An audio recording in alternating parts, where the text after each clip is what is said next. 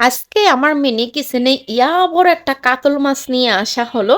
আর সেই মাছটাকে আমি টমেটো, পেঁয়াজ, কাঁচামরিচ, ধনিয়া পাতা দিয়ে কিভাবে ভাজি করলাম সেই রেসিপিটাই আপনাদেরকে আজকে শিখাবো।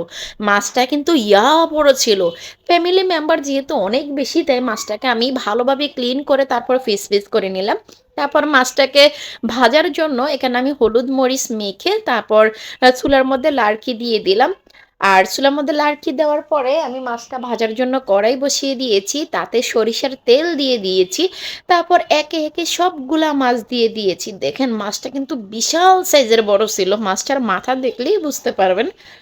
দেন এখানে ভাজা হচ্ছে আর ওই দিক দিয়ে আমি টমেটো, কাঁচামরিচ, পেঁয়াজ মানে ইত্যাদি ইত্যাদি যা লাগে ওইগুলো আমি কেটে কুটে নিচ্ছি। তবে দুঃখের একটা বিষয় কি জানেন, যেহেতু আমি বারান্দায় এগুলা করতেছি, তো বারান্দা প্রচুর পরিমাণের বাতাস আর প্রচুর পরিমাণের ধোঁয়া।